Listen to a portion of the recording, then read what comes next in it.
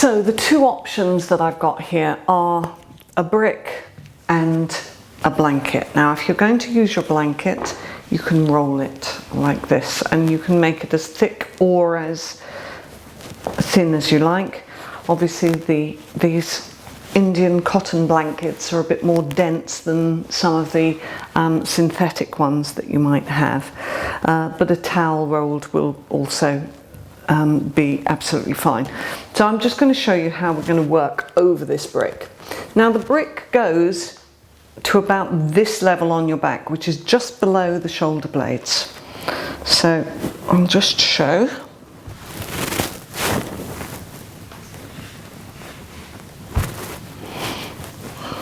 So you have to use the brick to lift up and over.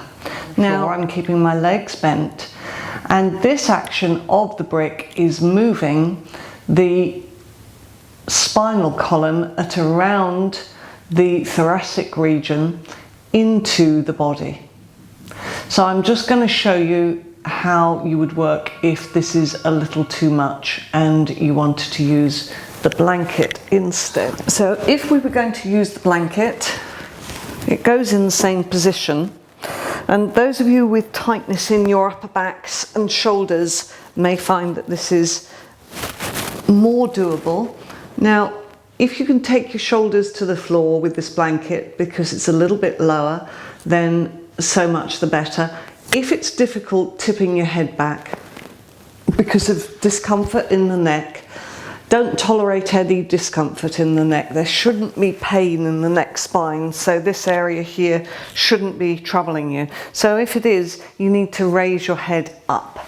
All right, so let's just give it a go with whatever your weapon of choice might be. Maybe a rolled blanket, maybe a rolled towel, maybe a brick. Legs bent, so that brick is going to go in at the just below the base of the shoulder blade, should kind of touch there. So it's really the towards the bottom end of the rib cage, and you coil over it. It's quite a strong action. And see, can you take your shoulders down? Now it might be that you need to put a blanket underneath your head and shoulders, those of you working on the brick. And you may get an adjustment. You may have heard my back adjusting just there. It's nothing to worry about. It's just the,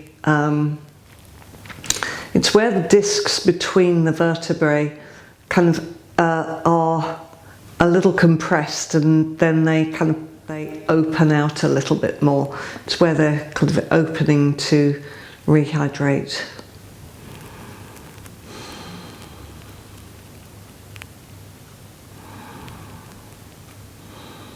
So see if you can coil around your support, having any support for your head that you need. Now when we come out of this, we're going to come up with a straight spine. So I want you, if you're able to cross your legs into simple cross legs as we started the class, then you're going to do that. If that's difficult, then come up with your legs bent. Dig your elbows into the floor. Push up with your elbows, then with your hands, so that you come into this seated position, keeping that spine nice and lifted. So that feels really quite energized. We're going to come now for a Bharadvajasana twist, and I'm going to show you from behind. We did this last week, you may remember. It was a slightly different action that we were working on last week in the pose, but I'm going to show with two foam pads. We're going to pop the two foam pads underneath the right buttock.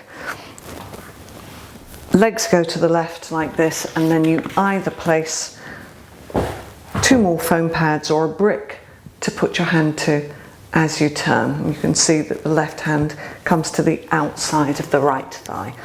Okay, so we'll do that together. Now if you don't have foam pads, you can put a folded blanket underneath that right buttock bone. So from Dandasana with the legs out straight in front of you. Swing your legs to the left. So you can see that the feet are, right foot is horizontal, left foot is vertical, and these two foam pads, because we tend to tilt to the right, the two foam pads go underneath the right sitting bone so that the left sitting bone has something to drop down into. I'm going to use a brick behind me because I haven't got enough space to put the foam pads. So I'm going to take the brick behind, so the right hand comes behind, the left hand comes to the right thigh. Let this area here soften and release down towards the ground. Inhale and lift. Exhale and turn. So keep doing that. Inhale and lift. Exhale and rotate the body. But keep that left groin anchored down. So don't drag that with you as you go. Let the shoulders release. Keep breathing. And releasing. Coming to the other side now. So this is Bharadvajasana 1 twist. A seated twist, quite a simple twist on the outside, but it is quite involved, and we keep doing this twist. No matter where you are in your yoga practice, this is a twist that you need to include in your practice from time to time at least. So the left foot is horizontal, the right foot sits on top of the left foot. The legs come out vertically from the body and the hips, the pelvis is level. So lifting, turning, having your brick or foam pads behind you. Right hand comes onto the outside of the left thigh. So you pull with that hand and you push with the hand that's behind you, but not aggressively. And the head only turns as far as the rest of the spine. Keep the right groin heavy so that it weights down towards the floor, and breathe.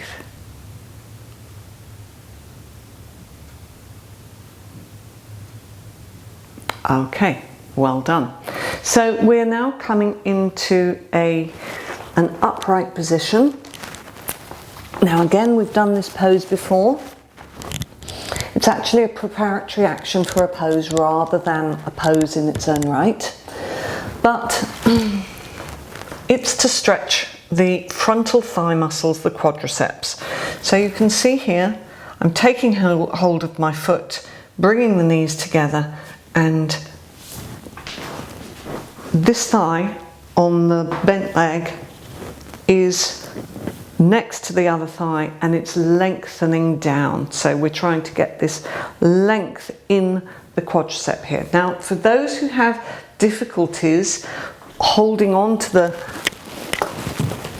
the foot, you can use a belt. Don't use the loop on the belt. Always best to avoid using the loop on the belt in case something happens, because you don't want to fall over. You can use the back of a sofa, you can use a wall for your balance. It's that action if you need to use the belt. The belt goes around the ankle area. Okay, so let's make a start. We'll go right leg first. Start in Tadasana with your hands to the wall, lengthen your tailbone down, lift your chest. Imagine that brick is in your back, bend your right leg and hold on to the front of the foot. Now bring the inner thigh of your right leg next to the inner thigh of your left leg. Imagine that you've got a weight on your tailbone that is pulling your tailbone towards the floor. And now imagine you've got a weight on your right kneecap, which is pulling your right kneecap towards the floor. So you should feel an action in the front of the thigh on that right leg. Lift your chest, breathe through the nasal passages, and just try and release those tight muscles. Okay, releasing the foot now, and we'll go to the other side. So left leg up, bringing the inner thighs together. So you can bring your heel towards your buttocks. It's not a problem if it's not touching them. That's the direction that it's going towards. And then just let that knee become heavy. Let the tailbone become heavy. Breathe through the nasal passages. Relax the jaw. So it's a constant balance between challenge and release. Okay, and releasing out of the action now. And by that I mean, yes, we have to challenge ourselves to do these poses, but also we have to be able to relax when we are doing them. All right, so we're going to come into an action with the hands now. If this is difficult, then we can fold the arms.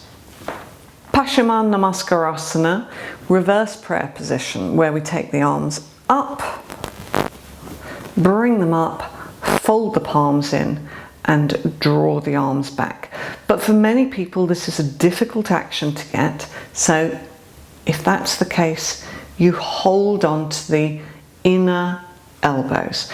So we'll do in a moment, but I'm just going to show this. When the people who are folding the arms are changing to the other side, the people who are doing Paschimottanasana are going to see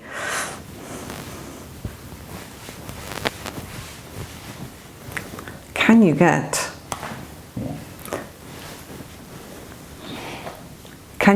a brick here between your hands? All right, so it puts an extra layer of challenge on for that second way of working. All right, but the first way of working, either grip hold of your left arm with your right hand and then hook your left thumb into the right elbow and draw down and lift your chest. Those who are working in Paschimottanasana, thumbs into the tailbone, turn the palms and take the hands up.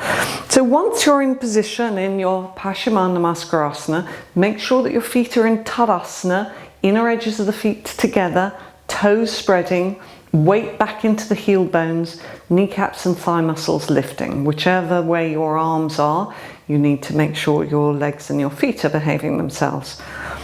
So those in the reverse prayer position, let the elbows release down towards the floor.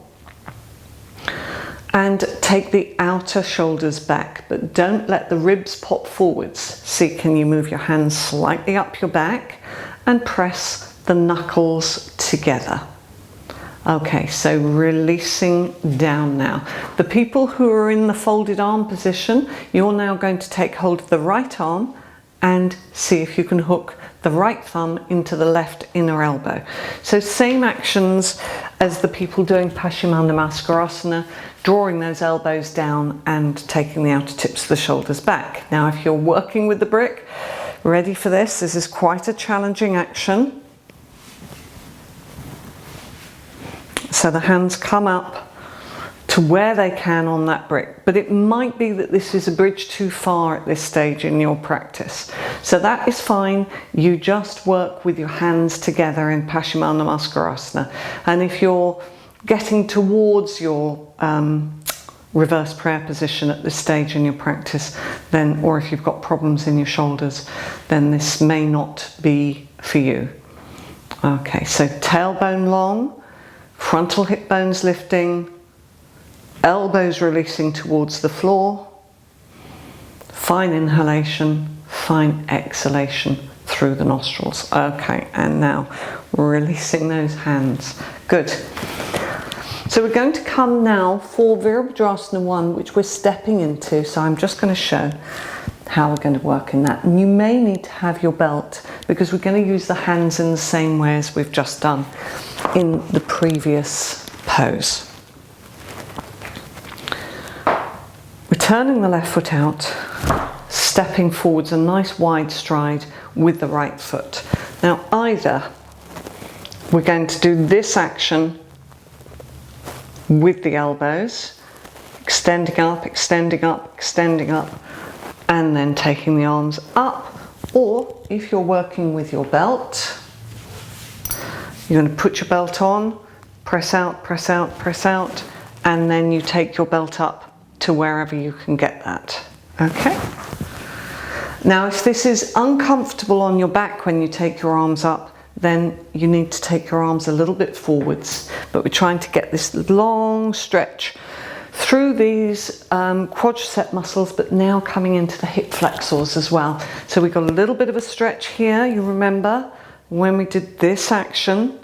So now we're extending it a little bit higher up into the hip flexors. Okay, so I've got this squeaky board just here, so excuse me when that starts to creak. Turn your left foot out, step forwards, nice wide stride with your right foot. Now here we're trying to get the hips reasonably level and push into that back leg heel and shift your pubic plate forwards, lift your frontal hip bones up. Now place your hands either into your belt or with your thumbs into the base of the skull, lifting your elbows, opening the outer armpits. Then bend your front leg, bend your front leg. See how much of a square can you get? How straight can you keep your back leg? How much can you keep the pressure moving into the back leg heel? Pubic plate forwards, chest lifted. And now if you're able to, you stretch your arms up, palms of the hands facing one another. Remember that brick when we started? So still feel that brick into your back. Breathe. Okay, release the arms down, hands on the hips, step forwards and then walk back to your pad. Right foot out, tailbone long, big step forwards.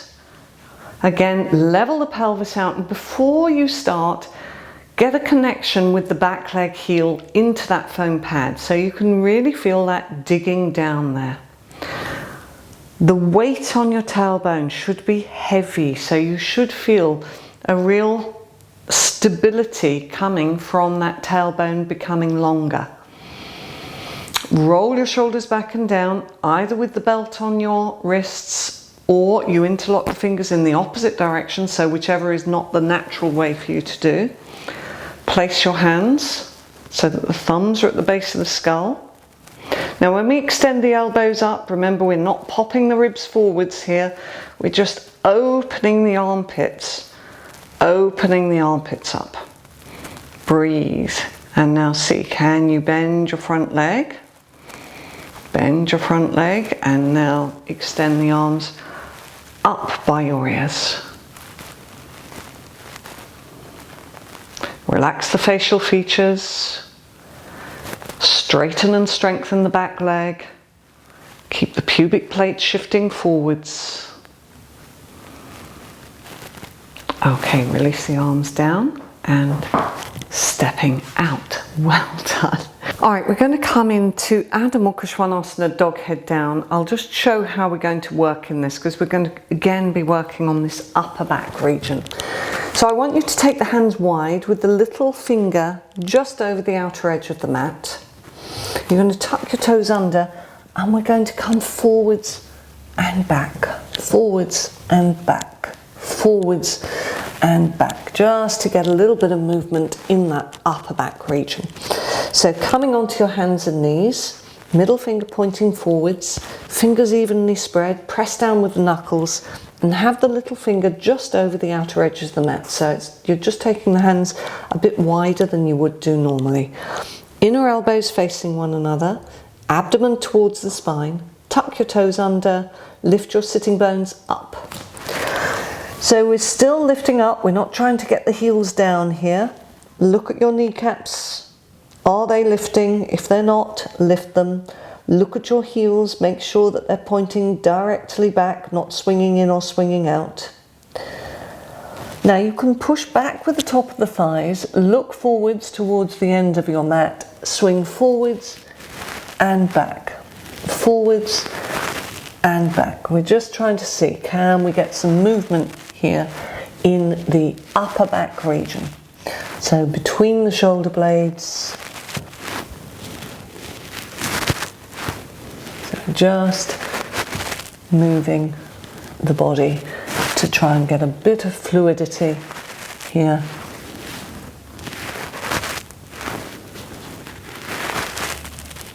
Alright, and now coming down into Adho Mukha Virasana. If this is difficult for you, then you can work on the chair as is shown in the inset. I want everybody in Adho Mukha Virasana to have a brick for the head, so that again you can work on moving that upper spine into the body. So let the upper spine move towards the floor, so the area between the neck and the base of the ribs. See, can you move it down? The knees are hip width apart.